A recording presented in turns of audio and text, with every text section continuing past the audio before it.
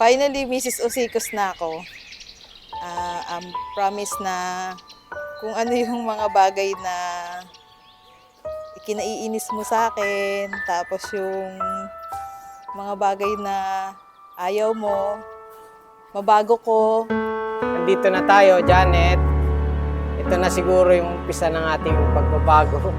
Kung ano man na dapat baguhin. Sabi nga, simbahan, ay may magkaisa tayo. Kumbaga, give and take tayo sa isa't isa. Thank you kasi good provider ka. Through sickness and in health, richer and poorer. At ito na talaga, till death do us part. Hindi na tayo maghihiwalay.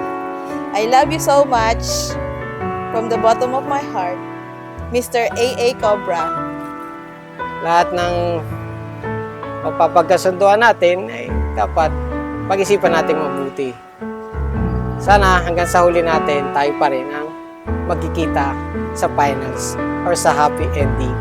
Thank you. And I love you. Your loving wife, Mrs. Janet Osicos.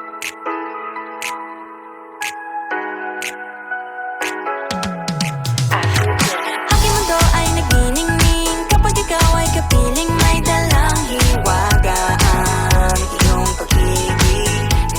Kilala kami sa work namin sa Robinson's Days, year 2007.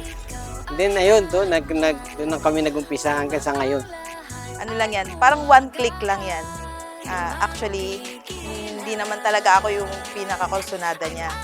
May iba dahil magkasama kami sa iisang trabaho as a sales clerk. Ako naman sa home decor, siya naman sa shoes.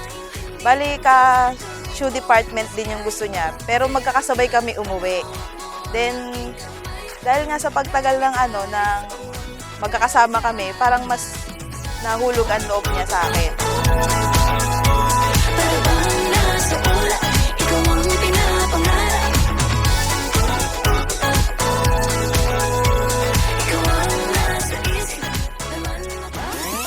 Alan at Janet, sa hapong ito ng ating pagdiriwang ng banal na misa, dito ay napapaloob yung gagawin ninyong pagtanggap sa sakramento ng kasal.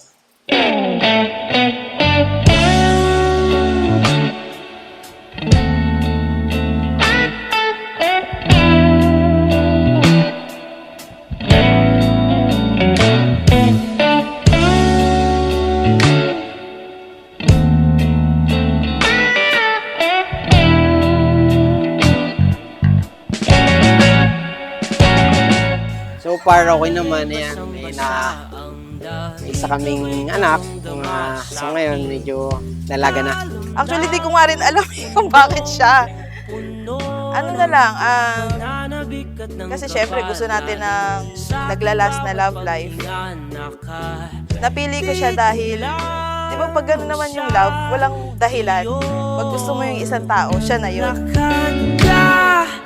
Nang dahan-dahan sa pasilyo tungo sa altar ng simbahan. Ang pagpasok sa buhay may asawa ay isang desisyon. At dahil ito ay isang desisyon, alam nyo, ito ay dapat pinag-isipan, pinaghandaan, at dapat panindigan hanggang sa huli ng inyong buhay.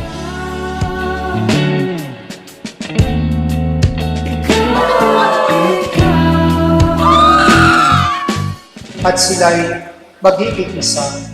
Kaya't hindi na sila dalawa, kundi isa. Ang pinagsama ng Diyos ay huwag paghiwalayin ng tao. Ko'y makasama ka sa pagtanda ang Tuloy-tuloy pa rin yung ating love story hanggang ending. Kumbaga yung happily ever after talaga na masasabi. Hindi man tayo perfectong relasyon, sinusubukan natin maging maayos ang lahat. dahan-dahan Diyan na tayo. sa pasilyo. Ko sa altar after 16 years ng pagsasama namin. Ako't aking Masaya lang talaga ako. Ayoko na pressure lahat. Pero dahil nandito na to, sobrang saya ko. Hindi ko lang maamin na masaya ako. Pero masaya talaga ako dahil ikakasal na kami with the bless of the Lord. Maraming salamat kasi yung mga sacrifice niya sa amin, may anak na kasi kami. Yung lahat ng sacrifice niya sa family, worth it.